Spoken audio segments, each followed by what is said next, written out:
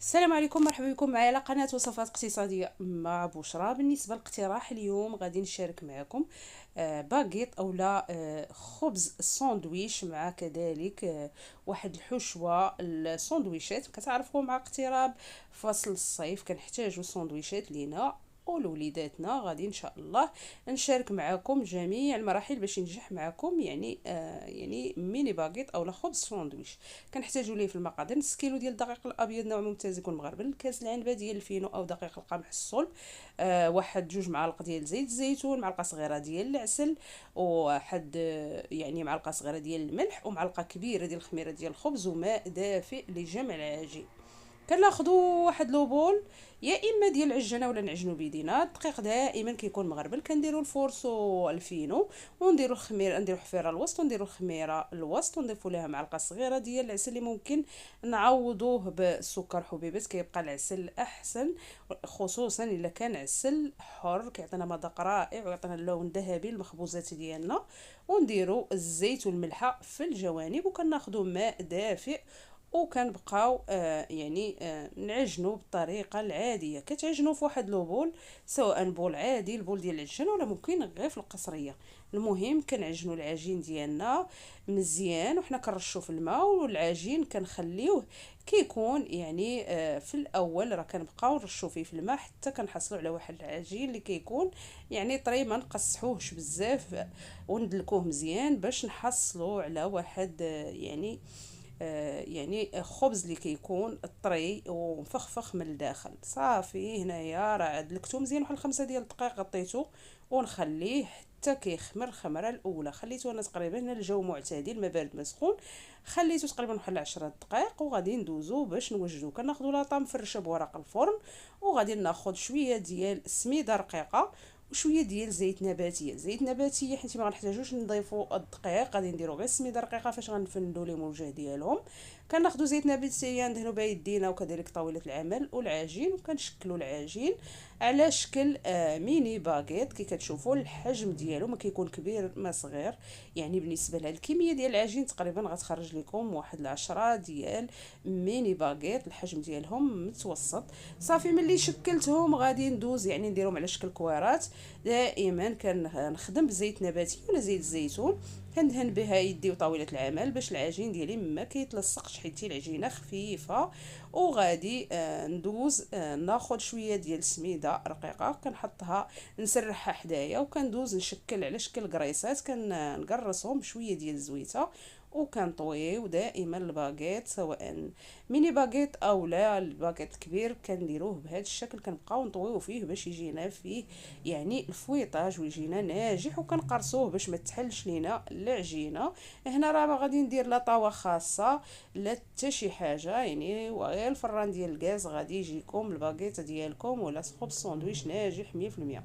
صافي دابا ملي شكلتهم وقرصتهم باش ما يتحلوش كندوزهم في ديك السميده الرقيقه، وكنحطوهم متباعدين في لاطه اللي كتكون فرشه. ضروري نفرشوها لان غادي في الاخير غادي نرشهم بالحليب باش يجيكم زوينين. الا درتهم في لاطه عاديه غادي داك الحليب ملي ترشوه غادي يلصق لكم في القاع ديال لاطه. ضروري تفرشوها بورق الفرن. وصافي ملي غادي نكملهم في التشكيل كي كتشوفوا معايا في الفيديو، راه ساهلين. صافي ملي غادي نكملهم في التشكيل غادي نحطهم متباعدين كيف شفتوا معايا. ضروري تحطوهم متباعدين لان مازالين غادي يختمروا. صافي دابا حطيتهم غادي نغطيهم ونخليهم تقريبا واحد 10 دقائق حتى يخمروا الخمره الثانيه. صافي ملي كيخمروا غادي ندوزو مباشره كناخذوا هنايا عندي الحليب وعندي كذلك واحد الكيتور او لا غازوا اللي كنحاولوا كنقطعوا بها باش يجينا الباكيت ديالنا ولا خبز ساندويتش ديالنا فيه دوك التقيطعات اللي كيعطيونا واحد الشكل رائع.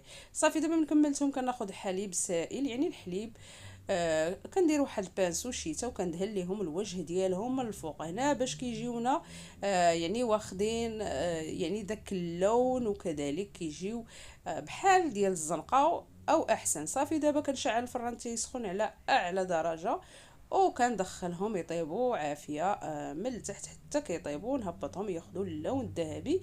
راه غير كيبردوا كيوليو رطبين كي كتشوفوا معايا، وملي كتحلوهم من العجينه خفيفه راه كيجيو يعني مفشفشين ورطبين وما كيتفرتوش، لان داك الحليب اللي دهنا بهم كيخلي داك الخبز كيجينا قاصح بحال طيبناه في الضوء اولا العواد. وغادي ندوزو مباشره نحضر لكم بهم هاد الساندويشات اللي كتشوفوا معايا. باش نحضروا هاد الساندويشات كناخذوا واحد لوبول، غنديروا فيه الخس اللي كيكون مقطع رقيق، واحد يعني الراس ديال الخس، واحد المطيشه كبيره نحيدوا ليها الزريعه والقشور، واحد خيزوه متوسطه محكوكه، واحد البصله متوسطه مقطعه رقيق. وكذلك غادي نحرك هاد المكونات مزيان مزيان كي كتشوفوا معايا، وغادي ندوزو مباشره يعني تنحركوها مزيان كنحطوها على جنب، وغادي ندوزو مباشره غناخذوا واحد لو بول اخر غندير فيه هنا تقريبا واحد جوج حكاك حتى لثلاثه ديال الطون معلب. هنا راه عندي 3 ديال الحكاك ديال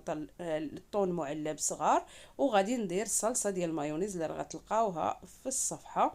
غندير واحد جوج معالق كبار، غندير زيتون اخضر مقطع رقيق، خيار مقطع رقيق، كورنيشون مقطع رقيق، يعني الكميه على حسب الطون اللي درتو. انا حيت غندير سندويشات كثار.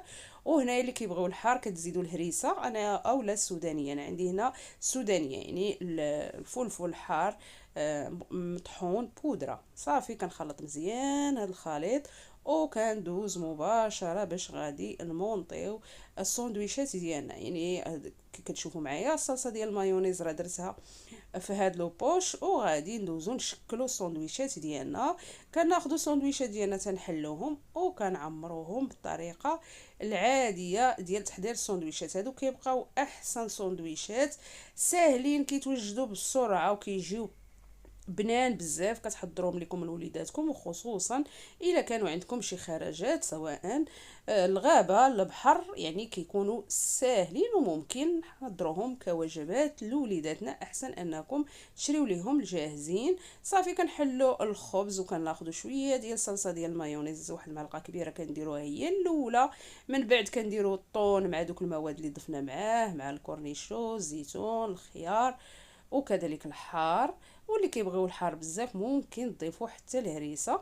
صافي كديروا واحد الطبقه ديال الطون مع دوك المكونات، وعاد دوزو تضيفوا دوك الخضر اللي درتو اللي هي الخس مطيشه وكذلك البصله اللي قطعنا قبل وخلطناهم مع بعضياتهم. ملي كتكملوا كدوزوا ديروا من الفوق خطوط ديال الصلصه ديال المايونيز، والخصوص صلصه المايونيز من السما راه كيجي الساندويتش ديالكم بنين بزاف. وهذا هو الشكل النهائي ديالو.